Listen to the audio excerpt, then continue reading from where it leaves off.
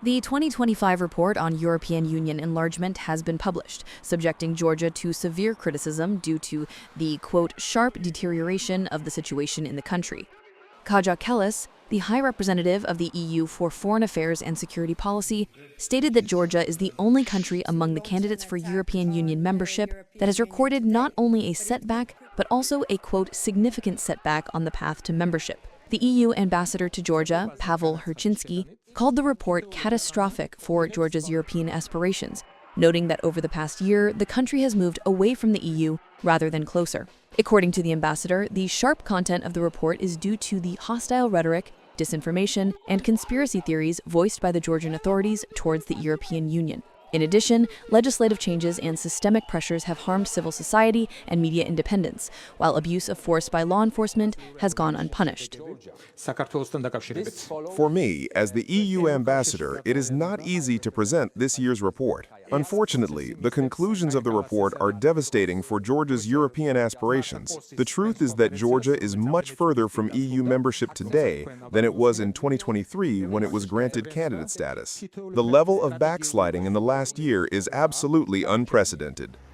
In response, Shalva Papushvili, a representative of the ruling Georgian Dream Party and Speaker of Parliament, made counter-accusations, claiming that in reality it is the governing institutions of the European Union that are experiencing a setback. Papushvili accused Brussels bureaucracy of a, quote, hidden political agenda, arrogance, and disrespect towards countries that do not show blind obedience.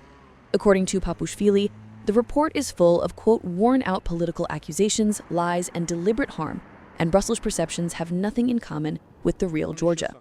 The enlargement report on Georgia presented by the European Commission today is a good example of bureaucracy where worn-out political accusations, lies, hostile rhetoric, and deliberate harm are organically intertwined. This is Georgia as seen from the offices in Brussels, which has nothing in common with the real Georgia. We want to clearly state that as a result of such unfair, biased, anti-democratic, polarizing, and destructive attitude towards the country, if anyone is experiencing a setback, it is precisely the current governing institutions of the European Union.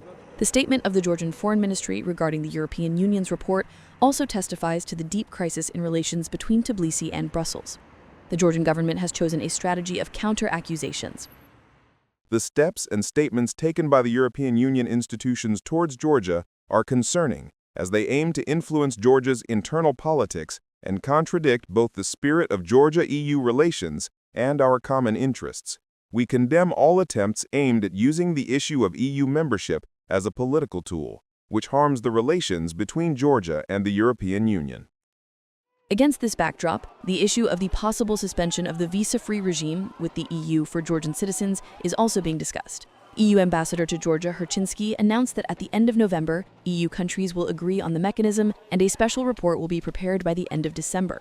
Nevertheless, Ambassador Herchinsky noted that it's never too late and the EU's doors remain open for Georgia if the government shows the appropriate will and takes the necessary steps. He added that losing this opportunity would be a mistake considering how much effort generations of Georgians have put in to reach this moment. Anna Tandarian, ReOpen Media.